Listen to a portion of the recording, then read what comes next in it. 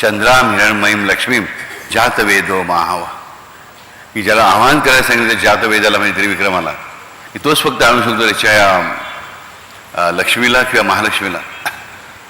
तर तो जो आणणार आहे तो आणण्यासाठी आम्हाला नीट माहिती पाहिजे की लक्ष्मी माता कुठल्या मार्गाने येते, तर क्रमशीलतेने येते. कारण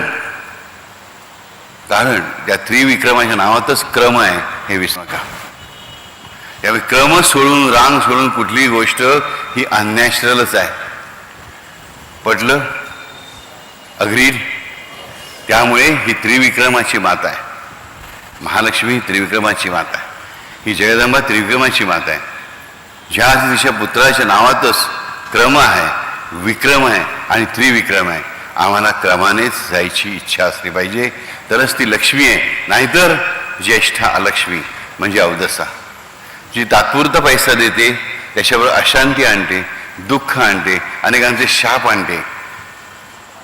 जीवनाचा बॅलन्स निघून जातो, जीवनातलं प्रेम निघून जातं, आपली माणसं दूर होऊन जातात, कोणी उरत नाही. आणि जी सुखाची साधन आलेली आहेत त्यांचा सुखभोग सुद्धा घेता येत नाही. आणि बाबू काही पण फेकता. आम्ही अनेक अशी श्रीमंत माणसं होईल जी पूर्णपणे वाईटच आहेत. आणि तुम्हाला काय माहिती, एक मनापासून तो राजानो, केवळ एखादा मनुष्य श्रीमंत झाला तो म्हणून जेलच नाही, मस्तराने त्याला तो वाईट मागणे त्याने पैसा कमावला असं म्हणायचं नसतं. तुम्हाला माहिती आहे का नक्की ज्या वाईट मागण्याच कमावला आहे? नाही. तुम्हाला काय माहिती त्याची? तुम्ही काय सीबीआय ऑफिसर आहात? तुमची मैत्रीण काय सीबीआय ऑफिसर आहे?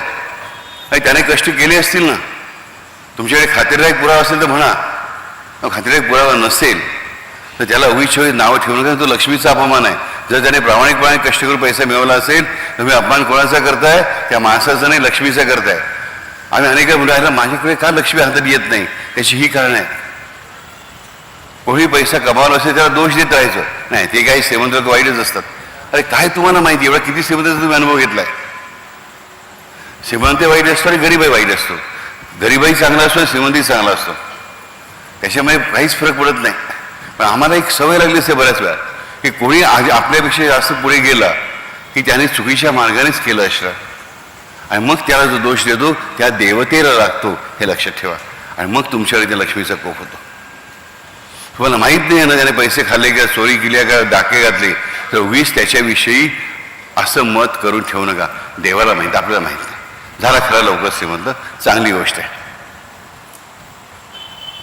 जय जगदंब जय दुर्गे म्हणायचं म्हणजे तो चूक असेल तरी तुम्हाला प्रॉब्लेम नाही, आणि तो बरोबर असेल तर तुम्हाला अजिबातच प्रॉब्लेम नाही.